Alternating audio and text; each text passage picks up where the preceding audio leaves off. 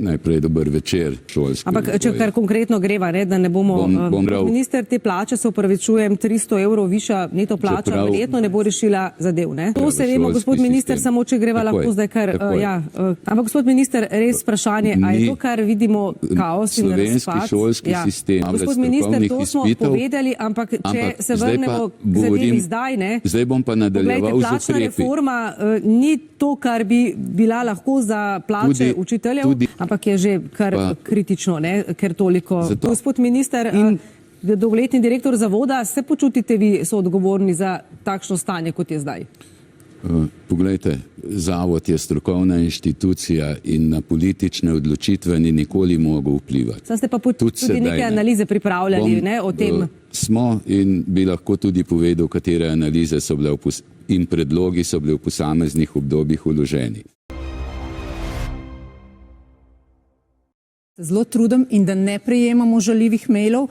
Na eni izmed sosednjih šol, ga imam tudi pred sabo, je pa ravno pred parimi dnevi prikapljal tak mail, da ga ni niti za prebrati. Zvajamo na različne, jaz temu večkrat rečem, čarovniške trike, največkrat pa tako, da za manjko učiteljev pa zaposlujemo ljudi, ki lahko kar se da najbolje približa, torej ljudi, ki imajo svoje znanja najbližje strokovnemu delavcu, učitelju, ki to zmorejo početi. Se 24-letna študentka na pedagoški fakulteti sploh ne izobražuje za učiteljico matematike, ampak biologije in gospodinjstva. Čakata jo še magistrska naloga in strokovni izpit. Nažalost moramo ugotoviti, da so starši začeli jemati šolo kot servis, kot samopostrežno trgovino, kjer si vzamejo samo tisto, kar jim ustreza. Pričakujejo, da bodo dobili najbolj kvalitetne izdelke za najnižjo ceno, ne? Tako kot se zdaj to promovira po medijih. To pomeni, pa če lahko poveste, ja. Lahko povem, da se je oče napisal gospe ravnateljici mail sporočilo, pritožil se je nad oceno za risbici svojih 2 otrokov.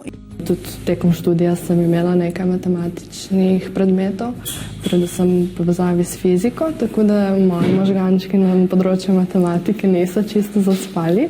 V praksi pa to pomeni vse za mojega otroka in to tisto tudi, kar si jaz kot starši želim, pa me ne zanima, kako boste vi to speljali, pa kaj boste naredili, da do tega pridete.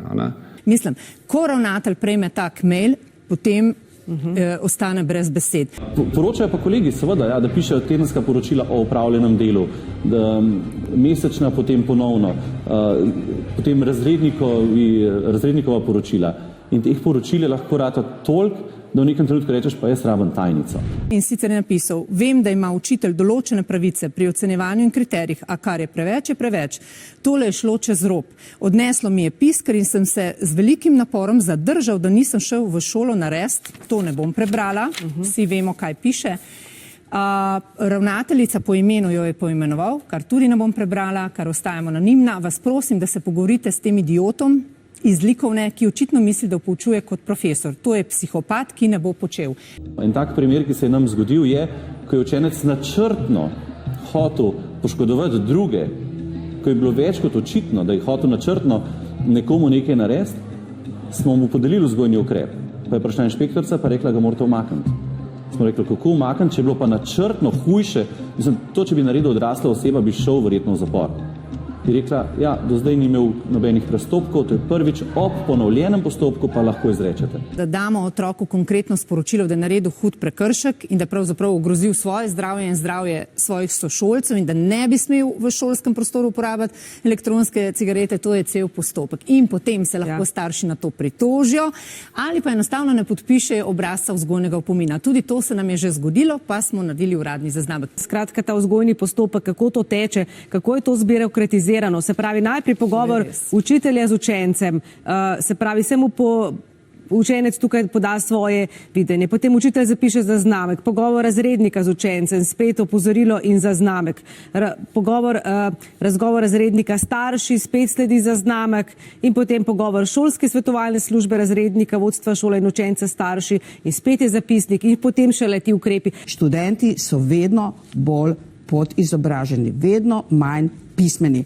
Hvala lepa, vi vprašate kaj takšnega, kdaj je bila buržoazna revolucija, ne vedo in neke besede, ki je recimo ne knjižna, ampak samo recimo zborna govorica, več ne razumejo v slovenskem Hvala jeziku. lepa, gospod. Dogaja se nam recimo, da je za starša preveč, če mora otrok 30 metrov do avtobusne postaje prepešačič, kjer ga pobere šolski kombi in pripelje pred šolska vrata.